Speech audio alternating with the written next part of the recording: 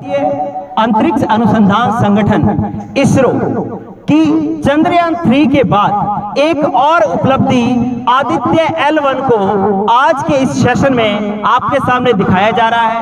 बहुत ही रोचक system setup जो है आपके सामने लगा हुआ है, जिसके अंदर आदित्य L1 को लॉन्च किए जा रहे रॉकेट का दृश्य है, आदित्य L1 की जानकारी है, पृथ्वी की कक्षा में किस प्रकार से आदित्य L1 चक्कर लगाते हुए L1 पॉइंट तक पहुंचेगा ये जानकारी है, और सामने है आपके सामने सूर्य जिसकी जानकारी के लिए, जिसके अध्ययन के लिए ये मिशन लॉन्च किया गया है।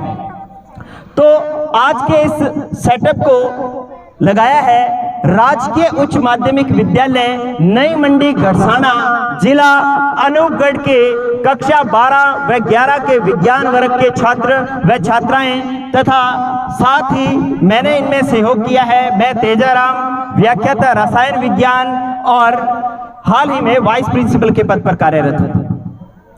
आदित्य L1 की जानकारी कुछ इस चरणों में आपको दी जाएगी कि सबसे पहले आदित्य L1 मिशन जो है वो सूर्य के अध्ययन का मिशन है। तो हमें सबसे पहला चरण में हम जानेंगे कि सूर्य के ऐसे कौन से रहस्य हैं जिनको जानने के लिए ये मिशन लॉन्च किया गया। तो सूर्य के कौन से रहस्य हम जानना चाहते हैं। दूसरे चरण में हम बात करेंगे कि पृथ्वी से सूर्य की दूरी कितनी है। फिर बात करेंगे क्या सूर्य के अध्ययन के लिए वास्तव में जो हमारा आदित्य L1 है वो सूर्य पर पहुंचेगा, यदि सूर्य की सतह पर नहीं पहुंचेगा तो कहां पहुंचेगा, इस पॉइंट के बारे में बात करेंगे। और फिर हम बात करेंगे कि जो आदित्य L1 है उसको लॉन्च करने के लिए जो रॉकेट काम में लिया गया है, आपके सामने बनाया हुआ है, उस रॉकेट की संरचना की व्याख्या की जाएगी। फिर पृथ्वी की कक्षाओं में 2 रॉकेट बनाए गए हैं, एक इस साइड में जो संरचना की व्याख्या करेगा, एक ये इस साइड में एक और रॉकेट आपके सामने है जो पृथ्वी की कक्षाओं में गति करते हुए L1 बिंदु तक पहुंचेगा। ये सभी जानकारी क्रमबद्ध रूप से आज के इस सेशन में शुरू करने वाले हैं। मैं अनुमति चाहूंगा प्रधानाचार्य श्री श्रवण राम चौहान सर से कि क्या इन चरणों को मैं आपसे अनुमति चाहूंगा सर कि शुरू की जाए। Thank you sir. सबसे पहले हम बात करेंगे सूर्य के रहस्यों के बारे में। सूर्य की जानकारी अगर लें तो सूर्य के अंदर विभिन्न परतें हैं। सूर्य के अंदर विभिन्न परतें हैं, जिसके अंदर बीच में जो परत है वो है कोर, उसके बाद collective zone, radiative zone, photosphere, chromosphere और कोरोना। सबसे बाहरी परत है कोरोना। यहां एक बहुत रोचक बात है कि जो कोरोना है, कोरोना के से सबसे भारी परत है और कोर जो है सबसे अंदर की परत है। कोर के अंदर टेम्परेचर है 15 million degree centigrade. 15 million degree centigrade temperature से जैसे जैसे दूर जाते जाएंगे वैसे वैसे टेम्परेचर कम होना चाहिए। एक सामान्य बात कर रहा हूं, बच्चे इधर ध्यान देंगे कि जैसे सर्दियों में अंगीठी जलती है तो जो अंगीठी के पास खड़ा रहता है उसको ताप ज्यादा लगता है, जैसे जैसे हम दूर जाते रहते हैं ताप कम होता जाता है। तो ऐसा इसी में होना चाहिए कि सूर्य के अंदर जो अंगीठी जल रही है वो कोर पार्ट में जल रही है, बीचों बीच कोर में। अब जैसे जैसे दूरी बढ़ती जाएगी वैसे वैसे टेम्परेचर कम होता जाएगा।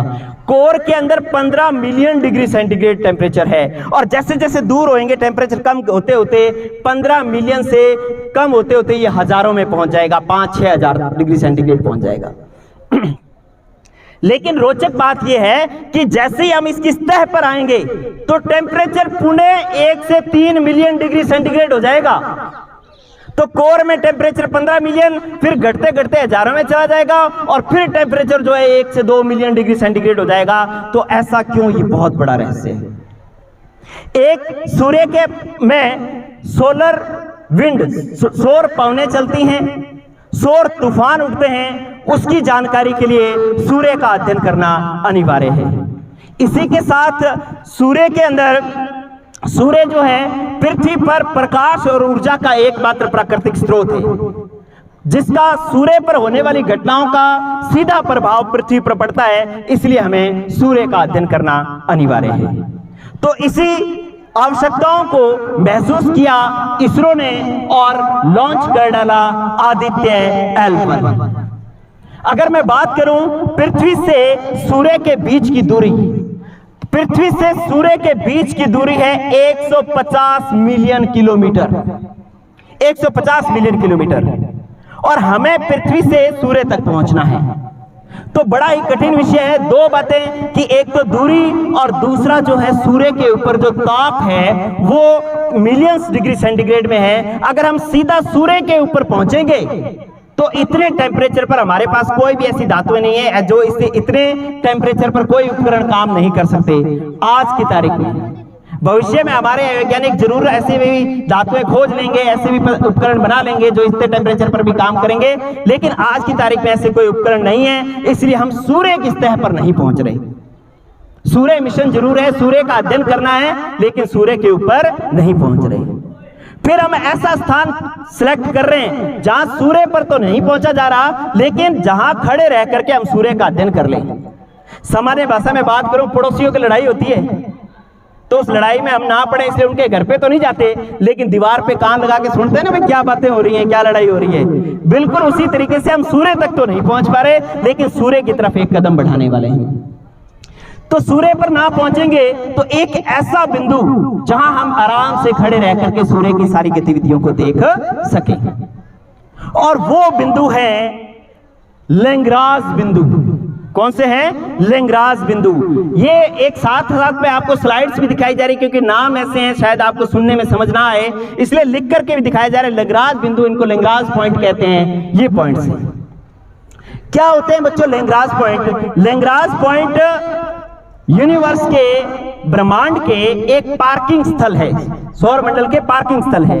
पार्किंग स्थल क्या होते हैं? आप सामान्य जानकारी अगर मैं दूं तो बड़े शहरों के अंदर पार्किंग स्थल होते हैं कि आप कोई कार बाइक लेके जा रहे हो तो उसको क्या करना होगा, आपको एक विशेष स्थान पर जहां पार्किंग की जगह बनाई गई वहां खड़ा करना है। अगर वहां नहीं खड़ी की ना तो ट्रैफिक वाले जो है वो आपकी गाड़ी उठा करके ले जाएंगे। तो सौर मंडल के जो पार्किंग स्थल है वो ये लैग्रांज बिंदु हैं। यहां क्यों आसानी से पार्किंग की जा सकती है, गौर करना। लैग्रांज बिंदु, आपसे जब क्वेश्चन पूछे जाएंगे तब मैं ये आपसे क्वेश्चन करूंगा कि लैग्रांज बिंदु क्या है। लैग्रांज बिंदु ये जैसे L1 है, L1 ऐसा बिंदु है जहां पर पृथ्वी भी अपना गुरुत्वाकर्षण लगाती है, पृथ्वी भी चीजों को अपनी ओर खींचती है, सूर्य भी अपना गुरुत्वाकर्षण लगाता है। लेकिन L1 ये लैग्रांज बिंदु ऐसे होते हैं जहां दोनों के गुरुत्वाकर्षण दोनों क्या हो जाते हैं, बराबर हो जाते हैं। जैसे मैं बीच में खड़ा हूं, मेरे को एक जना इधर जितने बल से खींच रहा है उतने ही बल से मेरे को कोई इधर खींच रहा है, तो मैं बीच में ही खड़ा रहूंगा, ना इधर होऊंगा ना इधर होऊंगा। तो ऐसे ही लैग्रांज बिंदु है जहां पर दोनों के गुरुत्वाकर्षण, पृथ्वी और सूर्य के गुरुत्वाकर्षण बल एक दूसरे से क्या हो जाते हैं, कैंसिल हो जाते हैं। तो इसलिए जो लैग्रांज बिंदु पर जो भी ऑब्जेक्ट रखा जाएगा, जो भी वस्तु रखी जाएगी, वो ना तो पृथ्वी की ओर खींची जाएगी और ना ही सूर्य की तरफ जाएगी। तो इन्हीं बिंदुओं को हम क्या कहते हैं, लैग्रांज बिंदु। अगर इस लैग्रांज बिंदु से मैंने इधर कोई सैटेलाइट ला दिया तो उसको क्या करेगा, पृथ्वी अपने गुरुत्वाकर्षण में ले लेगी। अगर मैं इसको इधर ले गया तो सूर्य अपने गुरुत्वाकर्षण में ले जाएगा। इसलिए जो है मैं यहाँ पर लैग्रांज बिंदु पर सैटेलाइट को लॉन्च करूंगा, आदित्य L1 को लॉन्च करूंगा। इसी से हमें यह समझ में आ गया कि जो सूर्य मिशन है उसका नाम आदित्य L1 क्यों है। आदित्य इसलिए क्योंकि सूर्य का पर्यायवाची है आदित्य, और L1 इसलिए क्योंकि ये हमने पहुंचाना कहां पर है, L1 पर। L1 मतलब लैग्रांज बिंदु। ऐसे लैग्रांज बिंदु कितने हैं, 5 मैंने दिखा रखे हैं। पृथ्वी और सूर्य के बीच में यहां पर है L1 बिंदु, पृथ्वी के पीछे है L2 और सूर्य के पीछे है L3 और यहां फ्रंट में है L4 और वहां पीछे है L5। टोटल 5 लैग्रांज बिंदु हैं। हमने कहां पहुंचने का निर्णय लिया, L1 पर, इसलिए इसका मिशन का नाम या इस सैटेलाइट का नाम आदित्य L1 रखा गया। अब हम बात करेंगे कि पृथ्वी से L1 बिंदु तक पहुंचना है तो ये कितनी दूरी है। ये दूरी है हमारे पास 1.5 मिलियन किलोमीटर। सूर्य, पृथ्वी से सूर्य की दूरी कितनी है, पृथ्वी से सूर्य की दूरी कितनी है, 150 मिलियन किलोमीटर। और पृथ्वी से L1 बिंदु की दूरी कितनी है, 1.5 मिलियन किलोमीटर। तो इसका मतलब ये हो गया कि हम अभी सूर्य तक नहीं पहुंच रहे हैं, सूर्य के जितनी दूरी है उसका 1% ही पहुंच रहे हैं। 1% का मतलब अगर मैं यहां से चलना शुरू करूं और 100 कदम दूरी के पर जो सूर्य है, तो मैंने अभी कितनी दूरी तय की है, आदित्य L1 ने कितनी दूरी की है, मात्र 1 कदम बढ़ाया है। अगर 100 कदम दूरी पर सूर्य है तो कितना कदम बढ़ाया है? 1। तो इसका मतलब हमने अभी 1% ही दूरी कवर की है। अब पृथ्वी से L1 बिंदु तक पहुंचने के लिए जिस हम रॉकेट का उपयोग कर रहे हैं, उस रॉकेट की जानकारी मैं आपको दे देता हूं। रॉकेट की संरचना आपके सामने है। रॉकेट है हमारे पास, रॉकेट का नाम है, क्योंकि क्विज होनी है, सबसे क्वेश्चन पूछे जाएंगे। ओके, तो आपके पास जो रॉकेट यूज किया जा रहा है उसका नाम है PSLV, polar satellite launch vehicle C-57 इसका नाम है। ये रॉकेट हम यूज कर रहे हैं। इस रॉकेट की कार्य प्रणाली की बात करूं तो इसके अंदर 4 स्टेजेस हैं। कितनी स्टेजेस हैं? 4। इसका पहला नाम PS1, PS2, PS3 और PS4, 4 स्टेजेस हैं। अलग अलग स्टेज में कौन सा इंजन काम करेगा, कौन सा उसके अंदर ईंधन भरा जाएगा, इसकी एक ब्रीफ जानकारी मैं आपको देता हूं। PS1 के अंदर जो PS1 इंजन है वो सबसे पहले कार्य करना शुरू करेगा और इस रॉकेट को ऊपर लेकर के जाएगा। PS1 के अंदर जो इंजन काम में लिया जा रहा है, जो इंजन काम करेगा, उस इंजन का नाम है S139। सभी लोग गौर से सुने, क्वेश्चन पूछे जाएंगे। S139, S139। और PS1 के अंदर जो ईंधन भरा जाएगा वो ठोस ईंधन होगा। इंजन का नाम S139, ईंधन कैसा भरा जाएगा? ठोस। वैसे ही जैसे पटाखे के अंदर क्या होता है? बारूद भरा जाता है। उसके बाद जो दूसरा चरण होगा उसके अंदर इंजन का सेकंड जो स्टेज होगी उसके अंदर इंजन जो काम करेगा उस इंजन का नाम है विकास इंजन, और इसके अंदर ईंधन जो भरा जाएगा वो द्रव भरा जाएगा। नेक्स्ट PS3 की बात करें तो PS3 स्टेज के अंदर जो इंजन काम करेगा, इंजन का नाम है S7, और इसमें भी जो ईंधन भरा जाएगा वो कैसा ईंधन भरा जाएगा? ठोस ईंधन भरा जाएगा। फिर चौथे चरण में काम करेगा PS4। PS4 के अंदर जो इंजन काम कर रहा है उसका नाम है 2X, और इसके अंदर में तरल ईंधन भरा जाएगा, लिक्विड भरा जाएगा, जैसे पेट्रोल, डीजल। तो आपके पास 4 स्टेजेस हो गई। PS1 ठोस, PS2 तरल, PS3 ठोस, PS4 तरल। मतलब ठोस, तरल, ठोस, तरल, इन 4 स्टेजेस में ये जाएगा। और इसका जो सबसे ऊपरी पार्ट है, इसके अंदर क्या होगा? आदित्य L1। क्या होगा बच्चों? अच्छा, इस पूरे को पहुंचना है L1 पर, या सिर्फ आदित्य L1 ऊपर वाले पार्ट को पहुंचना है? आदित्य L1 को पहुंचना है। ये हमने पीछे चंद्रयान 3 के अंदर देखा था। तो जो आदित्य L1 है उसके अंदर कौन कौन से कैमरास, कौन कौन से सेंसर लगे हुए हैं, उसका चार्ट आपके सामने है। ये है आदित्य L1 सैटेलाइट। इसके अंदर 7 सेंसर हैं, 7 पेलोड से 7 पेलोड लगे हुए हैं। आदित्य L1 में कितने पेलोड लगे हुए हैं बच्चों? 7। कौन कौन से? अगर मैं बात करूं तो आपके पास एक है वेल्क, जिसकी फुल फॉर्म है विजिबल इमिशन लाइन कोरोनोग्राफ। इसका यूज क्या होगा? ये जो L1 पॉइंट पर पहुंचेगा तो क्या काम करेगा? जो पृथ्वी की बाहरी सतह थी ना कोरोना, उसकी फोटो लेगा, उसके बारे में जानकारी लेगा। कौन? वेल। इसके बाद है पापा। पापा है, पापा अपने पापा को नहीं भेज रहे अपने सूर्य पर, ये पापा है plasma analyser for Aditya, plasma analyser package for Aditya. ये सूर्य पर जो प्लाज्मा है, गर्म हवाओं के जो गुब्बारे हैं, उनका अध्ययन करने के लिए है पापा। फिर है apex, Aditya solar wind particle experiment, ये सूर्य पर चलने वाली सौर पवनों का अध्ययन करेगा। फिर है अपने पास Solexs, solar low energy X ray spectrometer, ये एक्सरे स्पेक्ट्रोमीटर्स की जो है वहां पर एक्सरेज का अध्ययन करेगा। इसी प्रकार ये है हमारे पास मैक L1, ये मैग्नेटिक फील्ड का अध्ययन करेगा। और फिर है अपने पास स्यूट, ये हमारे पास कोरोनोग्राफ और कोरोनोस्फीयर और फोटोस्फीयर, क्रोमोस्फीयर और फोटोस्फीयर जो लेयर है उनका अध्ययन करेगा। फिर है HAL-1OS, ये भी एक्सरोस्पेक्ट्रोस्कोपी का वहां पर अध्ययन करेगा, एक्सरेज का अध्ययन करेगा। सिंपल भाषा में कहूं तो ये जो है सूर्य पर आने वाले जो तूफान हैं उनका अध्ययन करेगा। तो ये 7 है, 7 में से 4 सूर्य के अध्ययन के लिए है और 3 L1 बिंदु पर जो स्थानीय जानकारी है उसको उसके अध्ययन के लिए है। तो अब ये आदित्य L1 की संपूर्ण जानकारी होगी, ये आदित्य L1 यहां पहुंचेगा। फिर अपने आते हैं कि ये आदित्य L1 किस प्रकार से पहुंचना है, उसको अपने लॉन्च कर रहे हैं। देखें क्या करना है। ये पृथ्वी के चारों ओर ये दीर्घ वृत्ताकार कक्षाएं हैं। ये जो हमारा रॉकेट है PSLV C57, ये दीर्घ वृत्ताकार कक्षाओं में घूमता हुआ आप देखेंगे कि दीर्घ वृत्ताकार कक्षाओं में घूमता हुआ ये L1 बिंदु तक पहुंचेगा। आदित्य L1 इसी के अंदर है और PSLV C57 इसको लेकर के जा रहा है। हालांकि क्या होगा कि इसके पार्ट्स अलग होते जाएंगे, लेकिन रोचकता बनाए रखने के लिए मैंने यहां पर इसके पार्ट्स अलग नहीं किए। ये इस प्रकार से दीर्घ वृत्ताकार कक्षाओं में गति करता हुआ और कहां पहुंचेगा? L1 बिंदु पर पहुंचेगा। जोरदार तालियां। आदित्य L1 जो है सूर्य के तरफ एक कदम बढ़ाता हुआ और L1 बिंदु पर पहुंच रहा है। आदित्य L1 इस तरीके से L1 बिंदु तक ये पहुंचेगा। जोरदार तालियां। चूंकि रॉकेट ने नहीं पहुंचना, आदित्य L1 सैटेलाइट ने पहुंचना है, तो इसलिए हमने वहां पर किसको लगा दिया?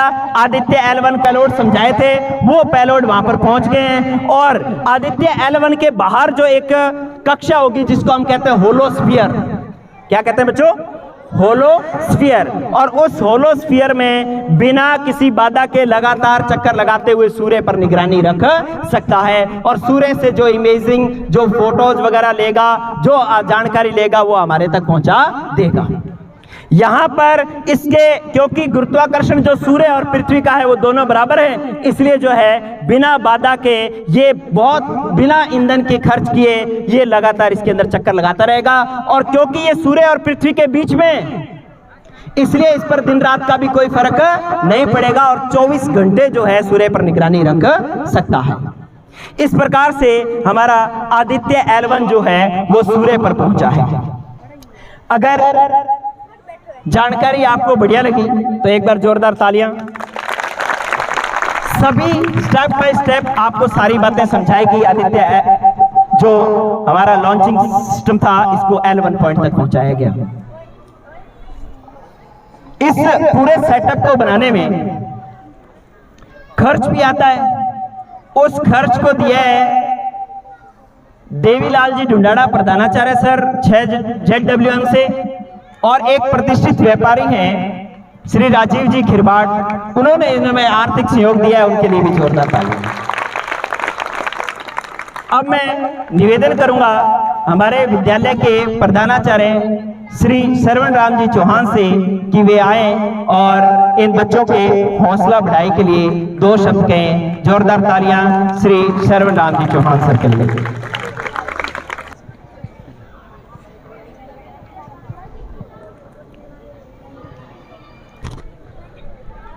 आज के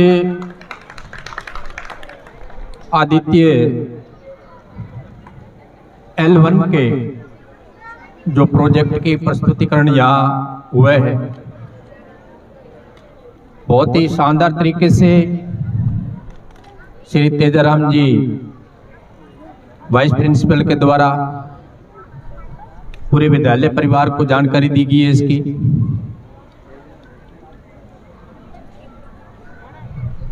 इस प्रोजेक्ट को तैयार करने में लगे हुए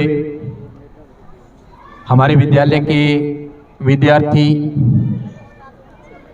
जूनियर और सीनियर के साइंस के स्टूडेंट जो हैं, जिनका मार्गदर्शन श्री तेजाराम जी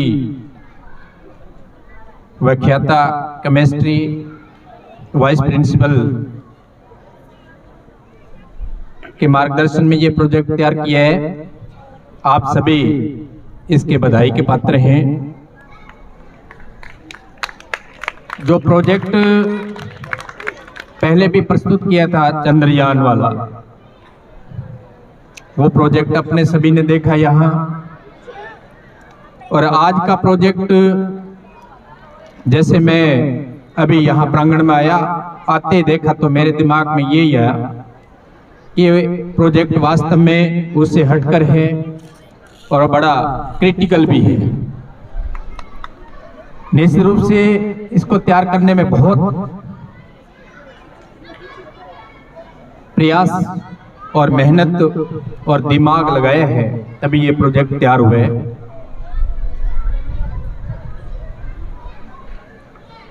सूर्य का अध्ययन, पृथ्वी और न जाने कितने अन्य ग्रह हैं, हमारा ये सौर परिवार है और उसका मुख्य जो नक्षत्र है वो सूरज है, जिनको प्रकाशमान रखते हैं। हमारी पृथ्वी को भी प्रकाश वहीं से मिलता है। बच्चों, आपने कभी सोचा कि सूर्य में ऐसी कौन सी चीज है, कौन सी विशेषता है जो इतना तापमान प्रत्येक ग्रह नक्षत्र को देते हैं? न जाने इसमें कौन कौन सी ऐसी एक्टिविटी होती हैं। उन सभी एक्टिविटी का अध्ययन करने के लिए ही हमारे वैज्ञानिक पूर्व में भी अब भी इस प्रकार के रॉकेट को वहां भेजकर जानकारी लेने के प्रयास किए जाते हैं। तो उसी कड़ी में आदित्य 1 भी हमारे इंडिया ने भेजा है। बड़ी खुशी की बात है और सबसे बड़ी खुशी की बात यह है कि हमारे विद्यालय में कार्यरत श्री तेजाराम जी इस प्रोजेक्ट को हूबहू बना के अपने सामने प्रस्तुत करते हैं। एक पढ़ना अलग होता है कि ठीक है लॉन्च कर दिया, परंतु लॉन्च कर दिया ऐसी कोई सिंपल सी बात नहीं है। भी रॉकेट को सूरज के पास पहुंचाना कोई सिंपल सी बात नहीं है। इसके लिए कितना बड़ा प्रोजेक्ट चाहिए, कितना बड़ा साइंस का योगदान चाहिए, तभी वहां पहुंच पाते हैं और बहुत सारी जानकारी हम ले पाते हैं। बहुत अच्छा लगा। आप सभी को कैसे लगा बेटा? बहुत अच्छा लगा ना? हाँ, देखो कितनी सारी जानकारी अपने को मिली है और बड़ी, मैं तो कह रहा हूं अपने विद्यालय के लिए बड़ी ही सौभाग्य की बात है कि इस प्रकार से जितने भी प्रोजेक्ट अंतरिक्ष में पहुंचाने के लिए हमारे इसरो के द्वारा किए जाते हैं, वो उसकी रचना बनाकर हूबहू यहाँ पर भी दिखाया जाता है। आगे भी यही अपेक्षा रहेगी। साइंस वाले विद्यार्थी श्री तेजाराम जी और भी जो साइंस से रिलेटेड हैं, इस प्रकार के जो भी प्रोजेक्ट हैं उसको बनाएं आप और हूबहू यहाँ पर दिखाएं, जिससे आपको विशेष जानकारी मिलेगी और आपके दिमाग में क्रिएटिविटी भी आएगी। आपको भी सीखना है और आगे बढ़ना है। पुनः पूरी टीम को मेरी तरफ से, साला परिवार की तरफ से बहुत बहुत बधाई, धन्यवाद। Thank you so much sir. सभी शिक्षक साथी एवं बच्चों को बता दूं कि पिछला चंद्रयान 3 बनाने और ये मॉडल बनाने में मेहनत का बहुत अंतर था। क्योंकि ये 3D मॉडल है, काफी मेहनत लगी है इसमें बच्चों ने बहुत ज्यादा, मतलब 2 दिन इन्होंने पूरा टाइम दिया है। यहाँ पर ये जो रॉकेट बनाया गया, ये विनोद ने अपने आप पहले चंद्रयान 3 जो बनाया था उसमें सारा काम ज्यादातर मैंने किया था, लेकिन हम बच्चों से जब तक बच्चों को साथ में लेकर कैसा काम करते हैं तो बच्चों में क्रिएटिविटी बढ़ती जाती है। और इसको बनाने में सिर्फ मैंने बच्चों को बताया कि ऐसा करना है, बच्चों ने स्वयं अपने आप इस तरीके की रचनाएं बना डाली कि जो आपके सामने दिखाई दे रहा है ये सभी बच्चों ने अपने दिमाग से बनाई है। मैं ये सभी बच्चों को पुनः धन्यवाद देता हूं और इसमें 11th साइंस के बच्चों ने भी बहुत योगदान दिया है।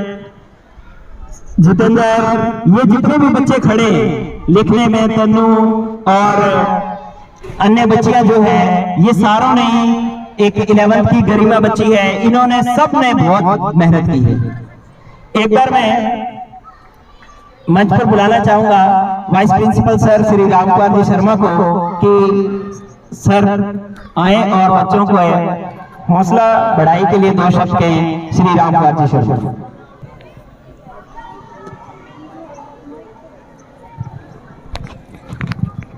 धन्यवाद तेजाराम सर। चंद्रयान 3 और इस आदित्य 1 के माध्यम से आपको और आपकी पूरी टीम को बहुत बहुत बधाई, जिन्होंने इस नवीनतम प्रोजेक्ट को बच्चों को साक्षात दिखाया। और आपको इस रूप में भी बहुत बहुत बधाई आपको और आपकी पूरी टीम को कि आपके चंद्रयान 3 प्रोजेक्ट के माध्यम से पूरे राजस्थान में नहीं बल्कि भारतवर्ष में राजकीय उच्च माध्यमिक विद्यालय नई गढ़साना का नाम हुआ। जोरदार तालियों के साथ आपको और आपकी पूरी टीम का बहुत बहुत अभिनंदन, आभार। और हम ये भी प्रार्थना करते हैं कि आप निरंतर इस प्रकार के विज्ञान के क्षेत्र में नए नए अनुसंधान जिस प्रकार में वैज्ञानिक करते जा रहे हैं उनके प्रतिरोध विद्यालय में दिखाते जाएं, जिससे विद्यार्थियों का ज्ञान वर्धन के साथ साथ आपके उस विद्यालय का नाम शिक्षा के क्षेत्र में एक चमकते सितारे की तरह हो। साथ में हमारे प्रमुख शासन सचिव महोदय नवीन जी जैन के साथ 12 तारीख को आपकी वार्ता रखी गई है, इसके लिए आपको बहुत बहुत बधाई। ये बहुत कम लोगों का ऐसा सौभाग्य मिलता है और ये सौभाग्य आपके कारण हमें मिला है कि हमारा विद्यालय राजकीय उच्च माध्यमिक विद्यालय के नेतृत्व के रूप में तेजाराम जी नायक लेखक रसायन विज्ञान और वाइस प्रिंसिपल जयपुर में पूरे राजस्थान के शिक्षकों का मार्गदर्शन करेंगे। इसके कोटि कोटि आपको बधाई, धन्यवाद। अब मैं, क्योंकि आपने इसको दूर से देखा है, चंद्रयान 3 एक पार्ट था, इसके कई पार्ट हैं, इसलिए मैं सभी बच्चों से चाहूंगा कि वो लाइन वाइज पंक्ति से यहाँ से आए और सारा इसको देखते हुए आगे बढ़े, ताकि जो है इसकी संपूर्ण जानकारी आपको एक देखने से और मिल जाए। तो पहले